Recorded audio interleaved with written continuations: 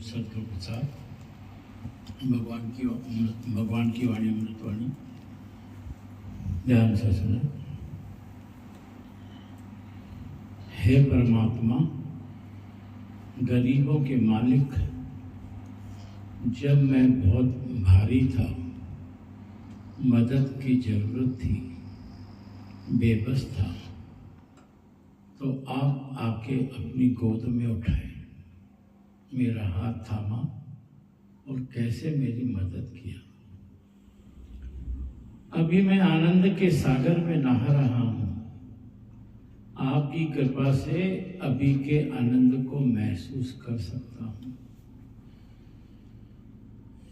अगर तुम्हारी दिल पवित्र है, तुम्हारा दिल परमात्मा देखने के लायक हो चुका है, तुम्हारा दिल साफ हो चुका है, जिसमें परमात्मा दर्शन देता है, तो तुम कभी उदास नहीं हो सकते।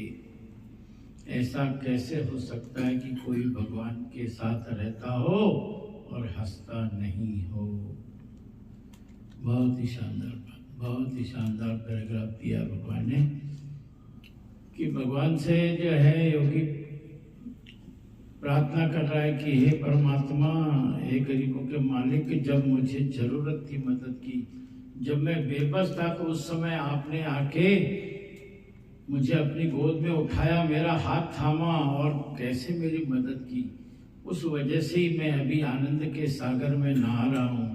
आपकी कृपा से अभी का आनंद महसूस कर सकता हूँ। भगवान बोलते हैं कि अगर तुम्हारा दिल पवित्र है, तुम्हारा दिल परमात्मा को देखने के लायक हो चुका है, तुम्हारा दिल साफ हो चुका है, जिसमें परमात्मा दर्शन देता है, तो फिर तुम कभी उदास नहीं हो सकते हो। ऐसे कैसे हो सकता है कि कोई भगवान के साथ रहता हो और हंसता नहीं हो। भगवान हमारी मदद जरूर करता है। हमारी स्थिति रहती है, जब कोई ना कोई परिस्थिति पैदा होती है, प्रतिकूल परिस्थिति, तो हम मदद के लिए पुकारते हैं, तो भगवान उसको अनुकूल करता है। मगर हम क्या करते हैं, फिर उसको भूल जाते हैं। हमारी परिस्थिति हमारे अनुकूल हो गई तो फिर जो है भगवान को फिर भूल जाते हैं। भगवान बोलते हैं कि अगर उस स्थिति के बाद अगर तुम हमेशा भगवान को याद करो, तुम्हारे दिल में हमेशा परमात्मा बैठा रहे, हर समय तुम भगवान को याद करते रहो, तो फिर तुम बाद में कभी तुम्हारे पर कोई ऐसी परिस्थिति आ ही नहीं सकती। ये जो भगवान बता रहे हैं, गर्भ जून में जब जीव होता है, किस तरीके से परमात्मा को पुकारता है और उस हालात से किस तरीके से परमात्मा निकाल के लाया उसको, और आज जब जैसे वो आनंद की स्थिति में था और धीरे धीरे वो उसको भूलने लग जाता है। जीव को जैसे जैसे संसार का लेप चढ़ने लगता है, वो परमात्मा को भूलने लगता है। अगर वो हमेशा ही याद रहे तो कभी कोई तकलीफ ना हो। भगवान तो ये गर्भ जून से निकालने की बात कर रहे हैं कि तेरे को, जब वो दुआ गुहार लगा रहा हाथ जोड़ जोड़ के कि आपने मुझे संभाला प्रभु, आपने मेरे को। भूलना नहीं है भगवान को। भगवान को गर्भ जून में भी हम बोलते हैं कि मैं जो है अभी गर्भ जून से स्थिति से मुझे निकाल, तो मैं जो है तेरा हमेशा नाम लेता रहूंगा। मगर फिर क्या होता है, वो संसार में आके भूल जाता है। अगर वो नाम लेता रहे तो भगवान बोलते हैं उसको कोई प्रॉब्लम आएगी नहीं, वो हमेशा हंसता रहेगा। फिर भगवान ने उसी को क्लियर किया है कि हम लोग इसी पॉइंट के लिए स्ट्रगल करते हैं कि चल हम उदास नहीं होवे। हमको लगता है ना कि हमारे पर कोई दुख नहीं आना चाहिए, दुखी नहीं होवे। सुख के साधन बहुत किए, दुख का किया न कोई। सुख के साधन बहुत किए, दुख का किया न कोई। सुख में सिमरन जो करे, तो दुख काहे को होए। सुख में ही हम भूल जाते हैं ना भगवान को, तो इसीलिए दुख आते हैं। जो अगर तुम सिमरन करते रहो तो फिर दुख आएगा ही नहीं। हर एक शादी बच्चे सुख का साधन कर रहा है ना। शादी बच्चे जो है ये सब सुख का साधन कर रहा है ना। आगे जाके माँ बाप चले जाएंगे तो शादी कर लो, बूढ़े माँ बाप मर जाएंगे तो अकेली लड़की क्या करेगी। या बेटा चाहते हैं कि बेटा बुढ़ापे में साथ देगा, पर सच नहीं है ना। हर एक को ये चीज सुख ये चीज नसीब में नहीं मिलता। तो हम पहले से ही मान के चले ना कि ये जो है अमानत है, ये जो है अमानत है, हम उसमें मोह नहीं रखें तो फिर दुख होगा नहीं। भगवान बोलते पहले ही सोच के चलो, उस पॉइंट को पहले ही पकड़ के रखो तो फिर उदास होंगे ही नहीं। सबका बेटा साथ नहीं देगा ना, जो जगह है वो अतृप्ति की फीलिंग देगा, जो जगह है वो अतृप्ति की फीलिंग देगा। सुख दुख मिश्रित है, इसीलिए वो कभी आनंददायक नहीं है।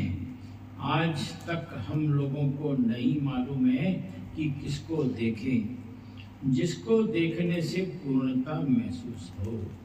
आज तक हम लोगों को नहीं मालूम है कि हमको क्या देखना है, किसको देखने से हमें पूर्णता महसूस होगी।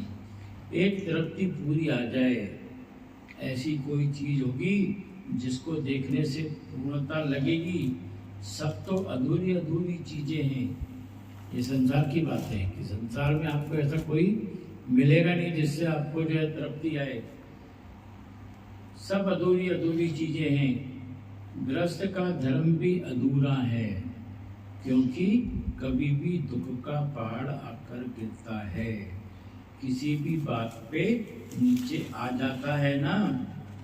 अभी स्वर्ग में बैठा है, अचानक सुनता है वो बच्चा गिर गया, हॉस्पिटल में है, बहुत सीरियस हो गया, उसी समय नरक में पहुंच जाते हैं। हम लोग संसार में तकलीफें सहते हैं और कोशिश भी करते हैं कि हम इनको फेस करें। कोई समझे कि खाली तकलीफों से शांति हो जाएगी, तो ऐसा नहीं है। जहाँ पर आत्मा से जागृतता निकल रही है, जहाँ पर आत्मा से जागृतता निकल रही है, विवेक की जागृतता निकल रही है और दूसरों को अपनी खुशी बांट सकते हैं, तो आप तो अपने आप की मदद करें कि मैं कुछ नहीं बताऊंगा, मैं ये नहीं बताऊंगा कि मुझे आनंद आया, पर ये जरूर बताऊंगा कि मैंने भगवान को अंदर महसूस किया। भगवान क्या बोलते हैं? भगवान बता रहे हैं कि ये जो संसार है इसमें हमेशा तुमको सुख नहीं मिलेगा, इसमें दुख बहुत भरे पड़े। क्यों भरे पड़े? क्योंकि हम सबसे हमारा मोह है, हम अहंकार में है। हमको लगता है हम आनंद में है और उसी समय मान लो बच्चे का एक्सीडेंट हो जाता है, तो फिर कैसा लगता है कि अरे दुख का पहाड़ टूट गया। तो भगवान बोलते हैं ऐसी स्थिति को तुमको फेस करना पड़ता है, मगर अगर यही तुम भगवान से जुड़े रहो तो ये सब चीजें अगर आएगी भी तो कैसे निकल जाएगी तुमको पता ही नहीं चलेगा। ये जो तकलीफें आ रही है तो तुम सोचो कि ये तकलीफों को मेरे को सिर्फ फेस ही करना है क्या? हर बार मुझे तकलीफ, ये जब संसार की तकलीफ आ रही तो हम उस समय तो कम से कम जागृत होए कि क्या हमको हम क्या ये सब तकलीफें सहने के लिए ही पैदा हुए क्या? तो हमको जागृतता आनी चाहिए कि ये कैसे कटेगी, तो हमको उस जागृतता में रहना है। भगवान बोलते हैं विवेक की जागृतता निकल रही है। जब आपको विवेक की जागृतता आएगी तब आपको समझ में आएगा कि जो खुशी है वो दूसरों की मदद करने में भी खुशी है। तो जब आप दूसरों की मदद करोगे तो आपको अंदर से खुशी आएगी। तो भगवान बोलते हैं कि उस समय भी तुम किसी को ये बताओ मत कि मैं मदद कर रहा हूं, बस उस आनंद का जो है उस आनंद का आनंद लो। किसी की हेल्प करके जो आनंद उस समय महसूस होता है तो आपको यही लगेगा कि भगवान मेरे साथ, मैं भगवान के साथ। एक सन्यासी हो या संत हो, वो बहुत ब्रिलियंट हो, एक सन्यासी हो या संत हो वो बहुत ब्रिलियंट हो, उसको ये मालूम नहीं है कि पूर्ण भक्ति, पूर्ण विश्वास, पूर्ण सिंपलिसिटी और पूर्ण हृदय की शुद्धता क्या होती है। जब तक मनुष्य ने कुछ अनुभव नहीं किया है, अपने जीव भाव को ग्रस्त में नहीं गलाया है, तब तक कोई भी मनुष्य उस ब्रह्म को नहीं पकड़ सकेगा। ग्रस्त में जो है भगवान जल्दी मिलते हैं, क्योंकि ग्रस्त में तकलीफें ज्यादा होती हैं, मगर जो उस गृहस्थी में रहकर भगवान बोल रहे हैं कि एक सन्यासी को भी जो है पूर्ण भक्ति या पूर्ण विश्वास या सिंप्लिसिटी या उसके हृदय में शुद्धता इतनी नहीं हो सकती जब तक मनुष्य ने कुछ अनुभव नहीं किया है। जब तक हमको दुख नहीं आ रहा है तो हम कैसे अनुभव करेंगे कि दुख क्या है। तो जो संत लोग होते हैं वो तो अलग रहते हैं, उनको तो कोई बंधन नहीं रहता है परिवार का या समाज का या किसी का, तो उनको इतनी गृहस्थी का जो दुख है उसका अनुभव नहीं रहता है। और जो गृहस्थी होता है उसको तो सब अनुभव होता है कि दुख क्या है। तो उसके मन में अगर वो ठान ले तो उसके मन में शुद्धता उस सन्यासी से ज्यादा आ जाती है, पवित्रता उस सन्यासी से ज्यादा आ जाएगी, क्योंकि वो ये सब चीज अनुभव कर चुका है और फिर वो पूर्ण रूप से केवल भगवान से जुड़ जाए। भगवान बताते हैं उसने अपने आप को जीव भाव में ग्रस्त में गलाया नहीं है, तब तक कोई भी मनुष्य उस ब्रह्म को नहीं पकड़ सकता है। एक फॉरेन का संत था, उसके पास बहुत गृहस्थी लोग आते थे, कई बिल्डर आते थे, कई किसान आते थे। कोई बोलता था कि ये लोग ज्यादा ज्ञानी है, वो बोलता था कि ये लोग ज्यादा ज्ञानी है। इन लोगों ने ज्यादा ज्ञान पकड़ा है। जो आश्रम में रहते थे उनको बोलता था तुमको इतना धीरज नहीं है जितना इनको धीरज है। उनको हैरानी लगती थी कि हमने त्याग भी किया है पर गुरु हमारी बात को ऊंचा नहीं समझ रहा है, इनको ऊंचा समझ रहा है। और गुरु समझ रहा है कि ये लोग कितना घर में झुक के मर के चलते हैं, बहू बेटे नौकर सबके आगे इनको कितना झुकना पड़ता है। इधर ये सब अपने को एक बरोबर समझते हैं, तो बोलते हैं कि मैं क्यों झुकूं।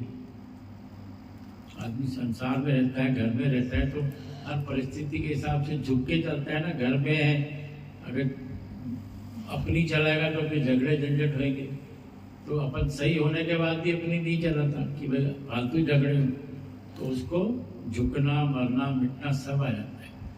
शोरूम में भी कोई ग्राहक आता है, दुकान में भी कोई ग्राहक आता है, वो गलत भी रहता है तो उसके सामने वो झुकता है कि हाँ भैया ठीक है, ग्राहक भगवान है, नहीं तो ग्राहक खराब होगा। तो वो गुरु उनको बोलता है शिष्यों को कि ये ज्यादा ऊंचे हैं तुमसे, क्योंकि इनमें ज्यादा धीरज है तुमसे। तो वही शिष्यों को आश्चर्य होता है कि हम सब कुछ छोड़ के आए हैं, मगर हमसे ज्यादा ऊंचे वो हैं। तो गुरु ने उनको पूरा बताया कि क्यों ऊंचे हैं। मैं भी बड़ा हूं, मैं भी ज्ञानी हूं, मैं भी भक्त हूं।